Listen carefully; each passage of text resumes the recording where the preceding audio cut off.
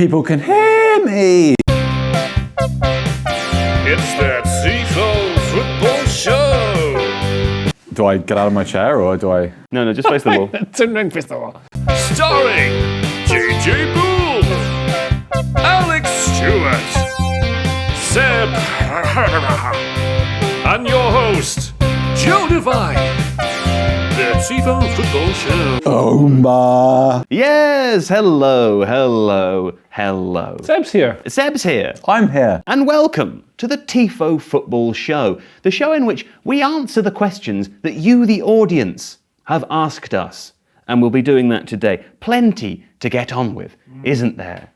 So let us begin. Question number one comes from Doug Planner.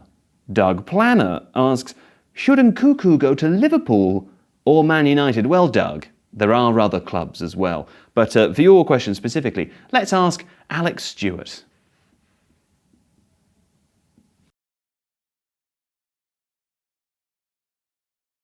Christopher Nkunku, it's not an exaggeration to say, is probably one of the hottest properties in attacking football in Europe currently. Why is he so good? Well, basically, Domenico Tedesco has come in to RB Leipzig, taking over from Jesse Marsch, and he's changed the system. They've gone to this kind of 3-3-2-2 thing. And Nkunku, who is, let's not forget, a really, really good crosser of the ball and somebody who's played in a whole variety of different positions, has kind of reinvented himself as a striker. There was a very, very good goal that Leipzig scored against Bayern Munich, which shows how he's adapted his movement. So the ball's out here, and let's say this is Niklas Süle here. Nkunku starts to make this run in like this, and that causes Süle, who sees him out of the corner of his eye, to kind of come across and do this, because he knows the pass is coming in from here and he wants to cut it off. But Nkunku then peels off around and is able to take the pass in a different position, get through and score a goal. So he moves towards the ball and then away from it and around. This is the adaptation in Nkunku's game. He's really started to work with space a lot more rather than dropping into the half space to try and be creative and attract attention and attract the opposition. He's finding space and moving into it away from defenders as he becomes more of a striker. Now, a lot of the talk that's going on is where he's going to move, and the two obvious choices are Liverpool and Manchester United. For Manchester United, obviously under Ralf Rangnick, there is this pressing system. Nkunku is a fabulous presser. We've put some stats up during this video so you'll be able to see how good he is. But he's really aware and he's really transitional. With Manchester United, he could play on the left-hand side. He could work in that kind of 4-2-2-2 system. He could also work as a left inside forward, drifting in, which would maybe allow Marcus Rashford, for example, to play up front. At Liverpool, there's probably more of an issue just because Liverpool have moved for Luis Diaz, who plays naturally on that left-hand side. They've got Diogo Jota, who can play as a number 9 as well. But if they wanted somebody who was super transitional, who was able to hit the space and could also fill in these other areas, he would also work really well at Liverpool. This is partly the problem that Nkunku had last season, was he was being moved around so much and playing in so many different positions. It was hard to see just how talented he was in any one of them. Tedesco has reinvented him as a striker, and he's really, really showing his worth, and that's why Europe's big clubs are looking at him. Will it be Manchester United? Will it be Liverpool? Maybe even somewhere else? He could fit brilliantly in both, and hopefully he will come to the Premier League soon. Alex, what did you think of that there? That's Seb, though. Oh, sorry. Words? I like Nkunku. It's boring, isn't it? Very boring. Oh, yeah, it works. Boring. Question number two comes from Ballborg. Would Alex Stewart be a good director of football? That's a suspicious question. Ballborg. Occasionally, it does look like some of the questions that are in here are designed to fit videos that we may have already created or planned to. Well, that would be very unethical. He's too emotional. Well, assuming Ballborg is real, I guess let's find out. We're asking Alex again. Yes. Why isn't he here? How would I, main author of Tifo's Sensible Transfers and self-appointed nerd of the gang, do as a director of football?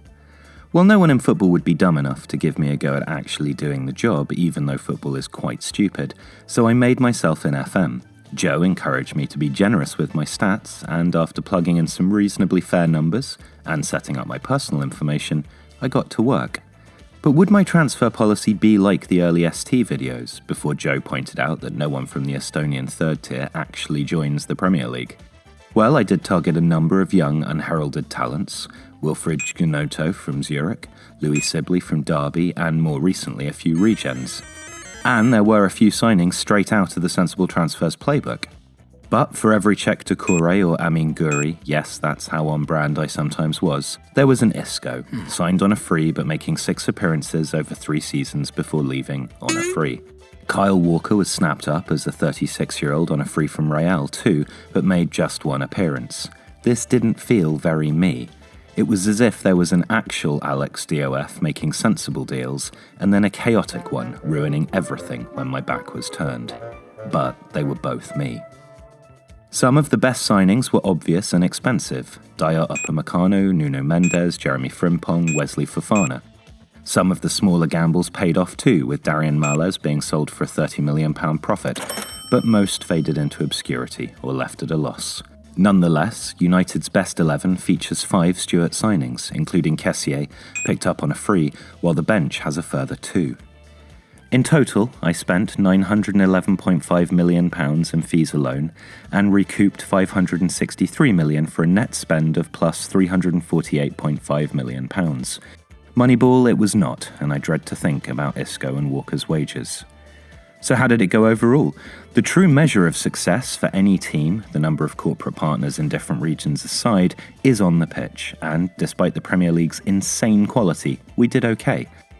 Manchester United achieved second-place finishes in 2022 and 24, and third in 2023, 25 and 27. We didn't win the league, but only finished out of the top 3 once, and were up against City and Liverpool teams with 3 and 2 titles respectively, of absurd quality. But we certainly improved and signed more than 1 defensive midfielder, and personally, my stats got a real glow-up, while I also secured a new contract with a below-inflation pay rise. That's a win. Well, there we go. Good to know the vital questions have been answered. The world can rest now, knowing that the answer was yes or no. No. No. The Tifo Football Show. Question number three comes from Robert McPherson. Robert McPherson asks, are Ange, and I assume JJ Robert means Ange Postecoglou, He does. the Celtic manager, Yes. are Ange's inverted fullbacks a good idea? Ange's inverted fullback sounds like a sort of cocktail from the 70s, doesn't it? Yeah. Yeah, from Australia. Yeah. Yeah. Well, I've got this answered. I assume it's you. I'm going to go to the board to do it. So Ange Postecoglou uses inverted fullbacks, which is the same thing that a lot of managers do. Trent Alexander-Arnold is one of them at Liverpool sometimes. João Cancelo, lots of players do it, lots of managers use it, and Postecoglou has used Greg Taylor a lot as an inside fullback here. Now, fullbacks we think of as being part of a back 4, and you think that they normally go on the outside like this to give your crosses from wide areas into a striker or something like that. That's what you think of them as doing. And in lots of recent formations like 4-2-3-1 and 4-3-3, you often find that the winger, like Abada here or Jota on the other side, they come inside to be inside forwards. So you've got a front 3 of like a striker, and then you've got your inside forwards who attack here. They're not inverted wingers, they're essentially extra forwards. That's what they do here. Now, that's when you need your width, so a fullback will get high and wide, and Juranovic does often do that as an outside right. But better players to have against an opposition fullback are tricky wingers, and Jota is one of those. So in Postecoglou's teams, the wingers stay very high and wide. Jota will stay very high and wide, Abada will stay very high and wide, and that includes in phases of build-up. So in build-up, what you'll get is the centre-back split, say Starfelt and Carter-Vickers here, they'll split here, and then you'll have McGregor as a 6, so you make sure you get these nice passing lanes, these sorts of things here, very important. Then Taylor comes inside to give you an extra midfielder, so McGregor is not just on his own in midfield, which means that the other midfielders, the 2 8s, O'Reilly and Hatate, can do different things, either push up to join the front line, or more often than not what they do is Hatate, for example, say he's starting on this left, he's a left 8, does that make sense to you? Taylor will be inside here, like this. Hatate will pull wide here. Jota will be slightly further up, maybe, still maybe wide like this, but Hatate joins in, and it gives them an extra man. It's all about creating overloads. This is the whole point. So Celtic are able to progress the ball more easily from back to front by moving players like Hatate from this central area over to here. You then have O'Reilly can join in. It creates an overload over here, and then naturally the opposition will pull over to try and block that. That's what they're going to do, which leaves another winger on the opposite side, Abada, completely free. So then they can switch it. So if they manage to get through here and they've got a nice diamond or a passing triangle, then they can switch over to Abada, who's able to attack. Man City do something similar where they have Joe Cancelo playing inside. It means essentially you've got a 2-3 formation like this, and then you can move up the pitch in other formations and then just sort of pull players apart and have lots of rotations all over the pitch. But it's to do mostly with ball progression, ball circulation to help from build-up, and when they're trying to stop opposition teams from counter-attacking as well is the last thing I'll show you. So say they're trying to like tap, tap, tap, tap, tap, and the ball is won by this guy. They've got a break on. Taylor is in position now. He's not wide dealing with another forward over here. He is in position here to stop this counter-attack. So, you know, they can't really go here. So if he wants to pass it wide, he's got to go wide, which is a far better option for Celtic defensively, because then they've got to go wide and run this way, which gives you more of a chance to get back and stop it. But the idea is that you stop counterattacks at source to make sure you can dominate possession in the opposition half, and that's sort of one of the reasons why Ange Postecoglou uses inverted fullbacks, and why they're quite useful. It's a good thing, I like it. If I walked into. I bet that was fun to edit, Joe. Well, wasn't it fun? Yeah. To edit. And did you say they were good? It's a good thing. Yes. Yes, there we go. You just saw me do it. Did I? Right now, yeah. Right, I was listening. Just like all the people were listening to the last Celtic video that you made that nobody watched. The Tifo Football Show. Yes, and JJ thanking you. Thanks.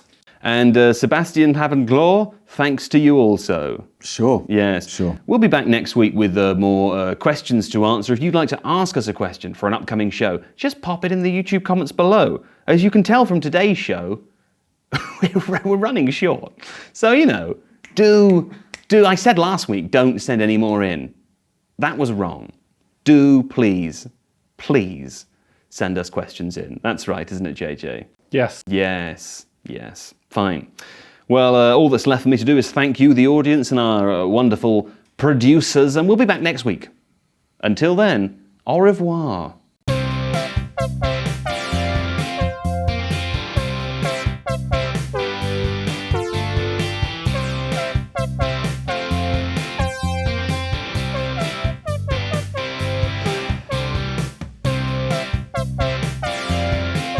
Why are you still waving? So the people are watching. How long does the waving go on for? Just keep going. It's YouTube.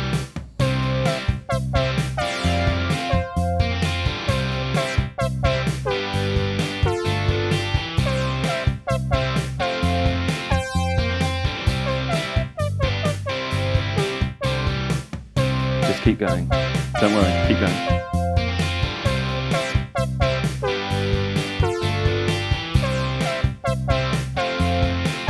Are these green screens for you?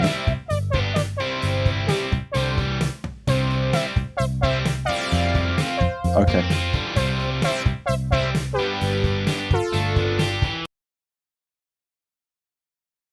Stop.